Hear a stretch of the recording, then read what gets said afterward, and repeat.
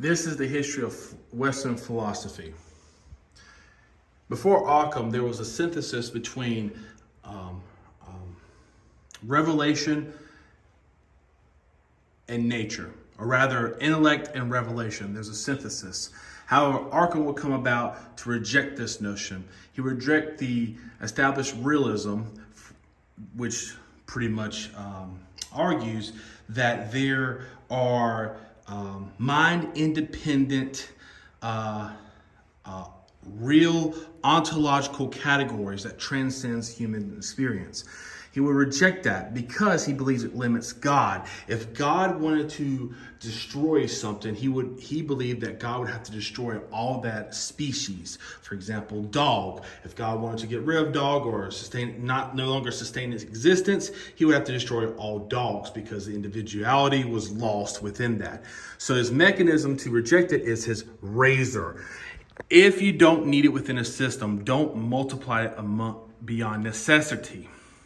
This will put a monkey wrench into the whole established medieval synthesis, along with the religious wars and the doubting of the Catholic Church come about by the Reformation. There would be skepticism upon previous authority to how one gains knowledge. Therefore, paving a way for a new foundation. This will bring out Descartes. Descartes wanted a new foundation in knowledge. He wanted to try to do this through his systematic doubt, looking for an indubitable foundation. Pretty much, if it could be doubted, it means it's bad.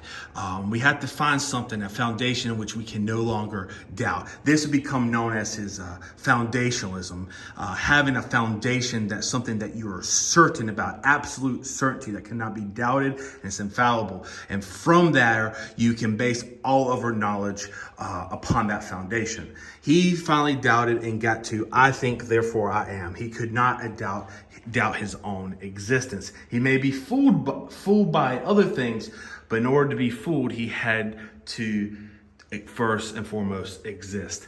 This also mentioned, he also introduced a very important, maybe one of the first examples of the modern bifurcation of knowledge, because he said that he wants to doubt everything. Everything should be doubted, but that which is of religion should not be doubted. He had a high standard for that. Unfortunately, by doing that, he bifurcated that, putting them into two separate camps. Following another camp, Descartes would be the rationalist. Bacon would be the empiricist. He would find another method, another means to gain certain knowledge. He rejected the old Aristotelian method and wanted to construe a new method of induction by observing and collecting data, organizing it, and making general conclusions and creating explanatory principles. By doing this, he sets the foundation for what we know as the scientific method, which will go on to influence the rest of modernity. He mentions 4 idols. I cannot mention that right now because I need to look over that and review Bacon. But moving on to Leibniz, who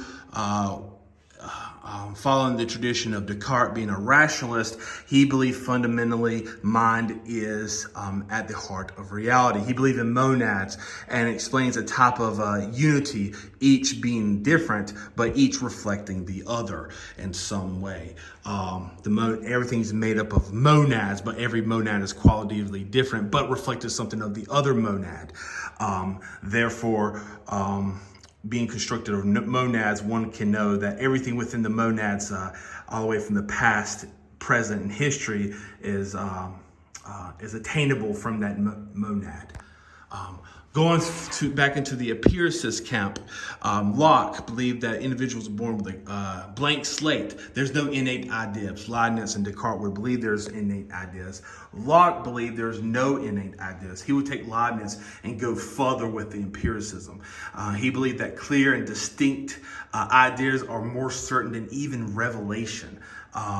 He was more of a representational realism because he believed that although it is what it is what we can sense of the world. Our experience of the world is what we gain our knowledge from. And from that, we construe our knowledge based on that. We only are interacting with our ideas of the world because our sense impressions make those ideas, and that's what we are directly aware of.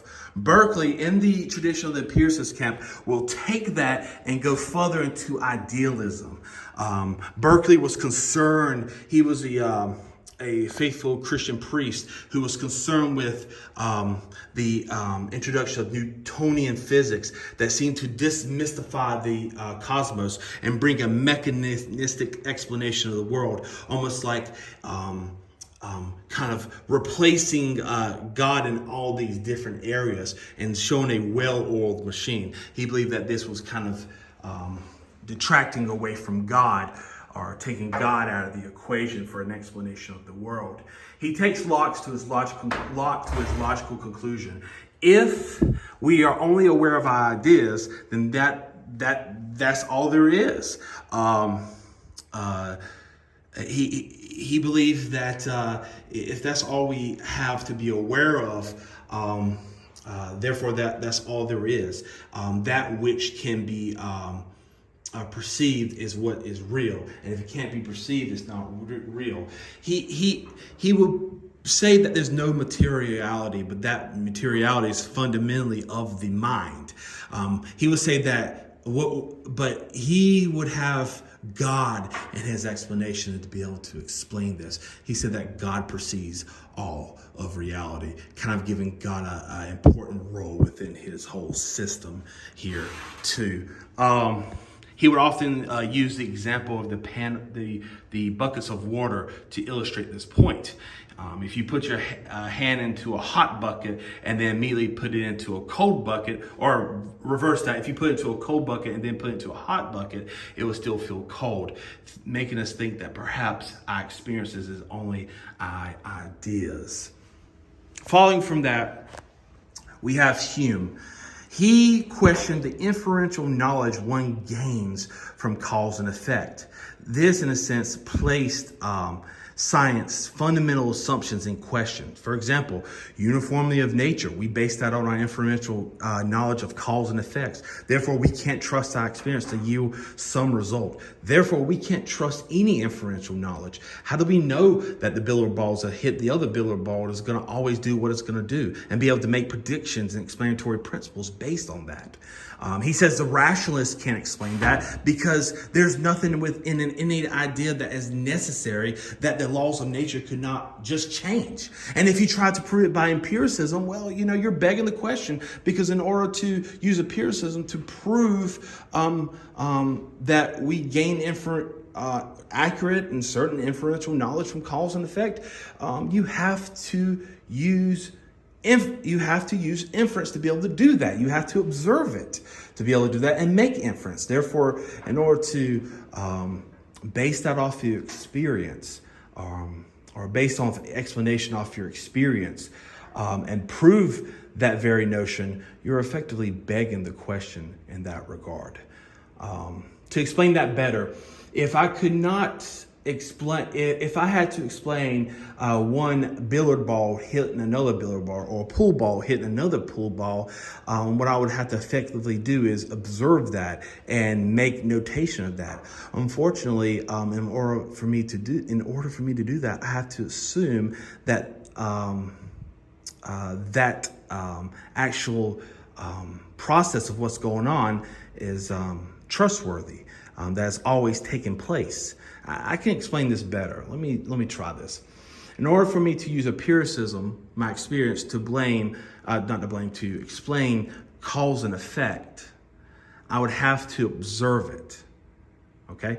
However, in order to observe it, I am begging the question, because in order to observe it, to see the billiard balls hitting each other, to make notation of that, I have to make inferential assumptions or inferential conclusions. Therefore, he's doubting that, and he's doubting that, and he's saying that we have to assume inferential knowledge is always going to be the same during cause and effect. If a billiard ball if a billiard ball causes another billiard ball to go into another direction, I can watch that and make notation of that and say that it's most likely that this is going to happen again. But unfortunately, I'm using inferential knowledge to do that. So I'm begging the question. Kant will come about and try to explain this, try to respond to this by inserting transcendental concepts imposed upon the raw data of the world to make sense of it. In short, what he's saying that we have these transcendental concepts in our mind and we impose these things on our mind to make sense of the raw data of the world. Unfortunately, this creates a wall between noumena, the thing in itself, and the things perceived. We can only know how it's perceived, but not the thing in itself. In reality, he's actually focusing on the mind influencing the reality. This mind is influencing or constructing reality. At the heart of this is his Copernican revolution, and it's going to continue to influence the rest of modernity here. Because what he's effectively saying is that the self-consciousness of the individual, the subjective individual, is imposing order or influence upon reality. And that's the only part of reality that we can really and truly know. We can never get out of our subjective experience. Hegel will take this and try to impose unity on Kant's wall between the thing in itself and the thing perceived. Although he will take the notion of self-consciousness and this notion of mind fundamentally influencing the world to place it fundamentally into his system, he will disagree that there is a wall. He's going to try to bring unity to that knowledge. He believes that the absolute mind, that which is self-consciousness, self-unfolds and self-realizes in other minds through a dialectical process of a positive state leading to a negation of that state back to a positive state too, again, which takes something from those other states and preserves it. This is to bring unity, but at the cost of placing truth in process. Effectively, what the absolute mind does is that it unfolds its self-consciousness into other self-consciousness. And once the other self-consciousness, the other become aware of it, is objectified in that way. Or rather, the dialogical process takes place among other minds, and it unfolds and progresses itself throughout history, adding upon truth. So, for example, if something that was seen to be, like I said, for example, monotheism was true at one part of history, and then there's an argument for polytheism was viewed as true at one point in history, and then the negation of that is monotheism, but the synthesis that comes about from that is the Trinity within Christianity. Kierkegaard will respond to this. Following the focuses on the self-consciousness, Kierkegaard would be the religious existentialist, but he will focus on how the self identifies itself through concrete experiences. This will place existence prior to essence. He rejects Hegel because he believes the individual is swallowed up through the process of history. Remember, the absolute mind unfolds itself throughout history, through other minds, effectively bringing unity, but Kierkegaard believed that swallows up the individual. Kierkegaard will mention something about subjective truth. This isn't relativism, but he's going to emphasize that the notion of truth through one's subjective experiences, that one is perceiving reality, that one is encountering reality, and that one should consider the individual, how they encounter reality in that way. He also rejects the strong rationalistic nature of modernity. He will say this objective way will just be deliberating unto forever, and he's going to emphasize fate, emphasizing just acting upon one's just acting, but not deliberating. This will, he say, will place faith as being absurd, because faith isn't rational, because if it was rational, you would deliberate forever, but the focus should be always acting. This will be his leap of faith, so to speak. An example of this in his ethics would be not deliberating between right and wrong. That's not the point. The point is just merely acting and acting upon it. Around this time, Darwin comes about, takes away the telos, and can explain it through natural processes, through induction of Darwinian evolution, placing further doubt upon religious revelation. Kierkegaard, faith is no longer seen as rational but absurd. But through this time, notice that there's a further bifurcation between special revelation and knowledge and rationality. There's going to be a high confidence in human rationality rising, whereas the confidence in special revelations, the things of religion, that will be continuously decreasing and placed more in the subjective area than more the and less in the rational objective area. Coming after this is American pragmatists. You have Peirce, who focuses on the scientific method within the test for truth and focusing on the consensus of individuals to come to that.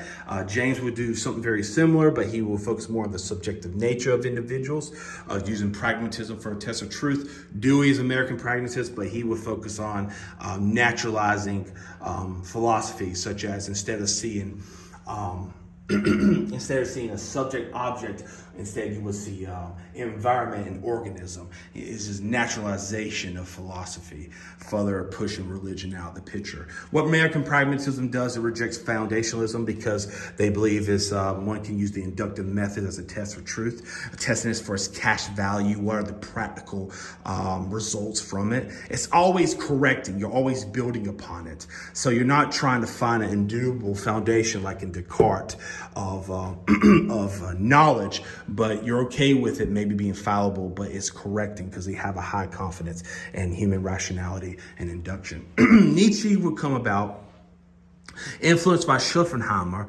that Schopenhauer was influenced by Kant of a will-reason dichotomy, that we perceive reason and put order on the world, but in essence, there's a chaotic essence to reality that flows from the will. He presents this in his Birth of a Tragedy between the Apollinaires and Diocletians individuals that within Greek playwright, the tragedy is often portrayed as between these two notions within his theory.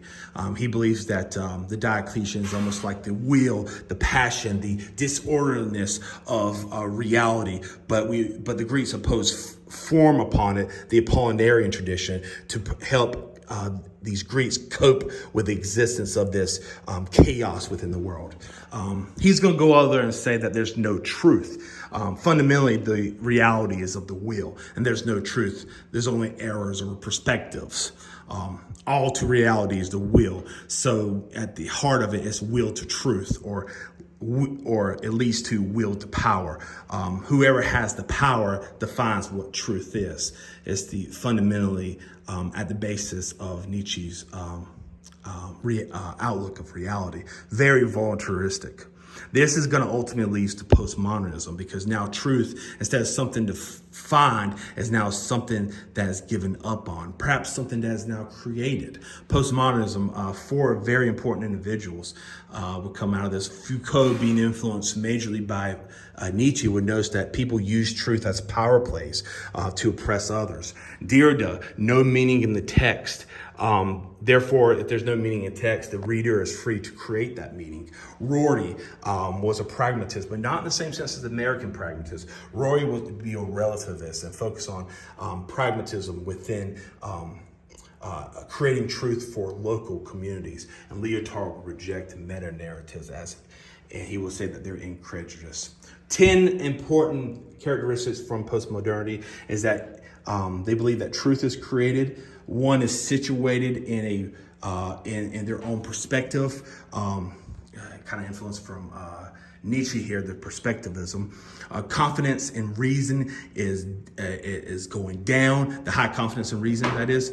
The self is not really is seen as something that is perhaps undefinable, more fluid. There's something that is static. Language, to be able to communicate through language, is being questioned. Truth is not seen as something that corresponds to reality, but something that is therapeutic. Omnicompetence of reasoning, be able to obtain truth and betterment in all areas of reality, all areas of study is being doubted. Meta-narratives, as mentioned before, the grand overture of meta-narratives. There's no grand meta-narrative, but many narratives within each community or societies. The Western world is becoming seen as more morally bankrupt, seen as more of a this whole picture of Western history is seen as not something as trying to discover truth or coming closer to truth, but maybe perhaps something of oppression. 10 methods of history and science are going to be doubted to be able to relay any truthful information. Ultimately, at the heart of this is that postmodernism is rejecting really several important things of modernity. It's that this high confidence and rationality to be able to deliverance of truth, the notion of progress, that we are making progress throughout history and always getting better. Unfortunately, that's not the case, especially with the worlds happening and how history led us to that point. There are also